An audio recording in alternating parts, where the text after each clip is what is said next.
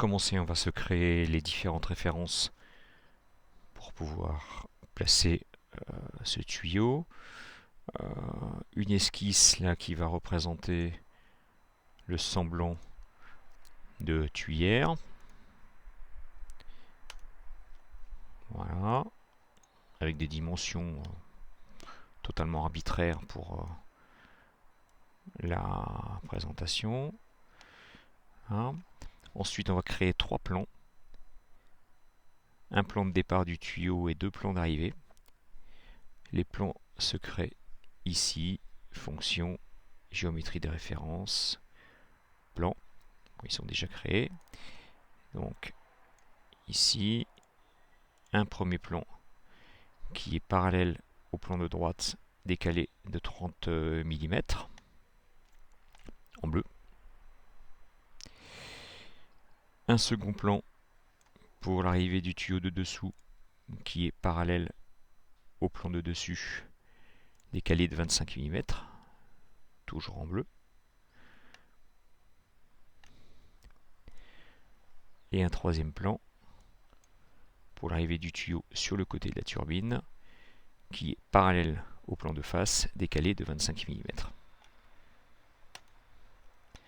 Voilà. On se retrouve donc avec maintenant 3 nouveaux plans, en plus des plans droite dessus et face d'origine.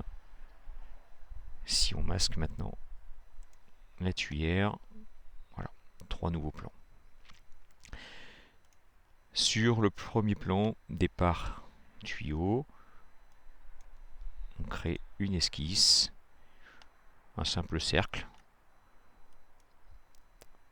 avec des dimensions par rapport à l'origine pour le départ du tuyau. Une esquisse sur le plan arrivée côté. Alors pour créer l'esquisse sur ces plans-là, il suffit de cliquer avec le clic gauche de la souris sur les plans créés, clic droit,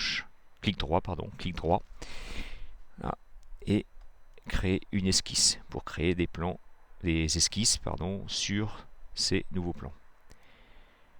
Donc là, une esquisse qui a été créée, qui est juste le point là, c'est ce point là qui servira pour attacher la courbe guide.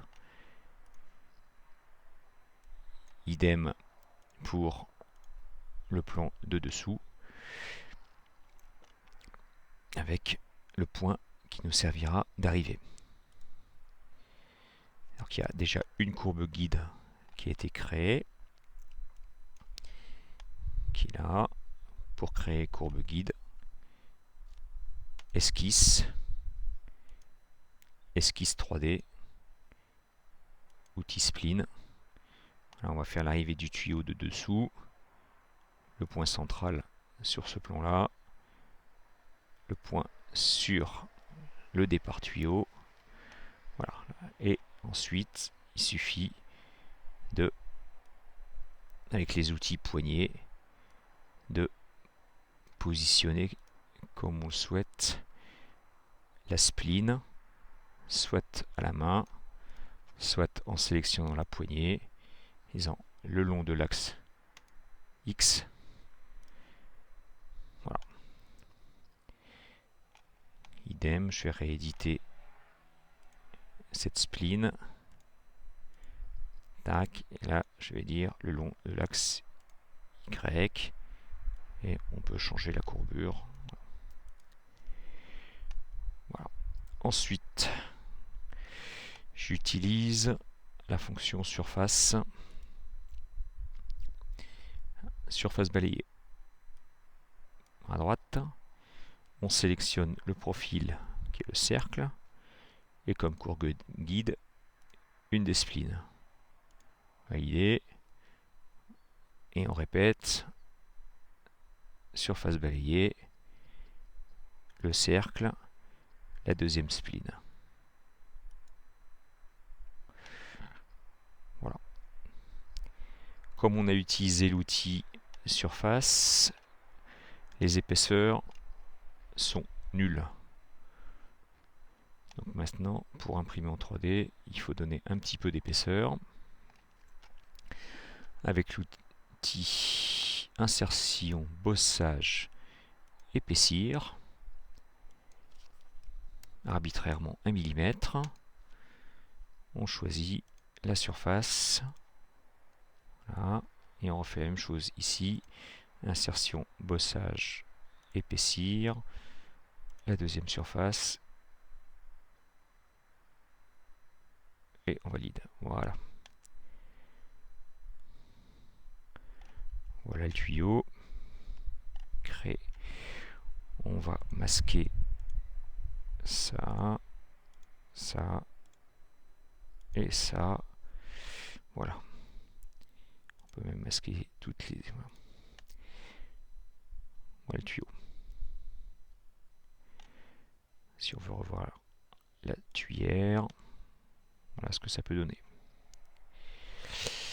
Ensuite, pour la fonction matière, chrome, que j'avais pu montrer sur l'image précédente, on va donc dans l'outil ici, apparence, scène et décalque. On va aller choisir la matière, apparence, métal, allez, chrome, chrome plaqué. On glisse sur la pièce, on choisit la totalité de la pièce. Voilà, donc ici maintenant, là, on va avoir chrome plaqué.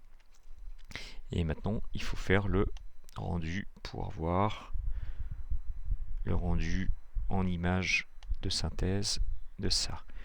On va déjà se mettre en perspective. Voilà, choisir le bon angle. Voilà. Et là maintenant, on va dans complément de SolidWorks. Photo View 360. Un nouvel onglet apparaît ici, outils de rendu. Rendu final. Donc là, ça met un certain temps.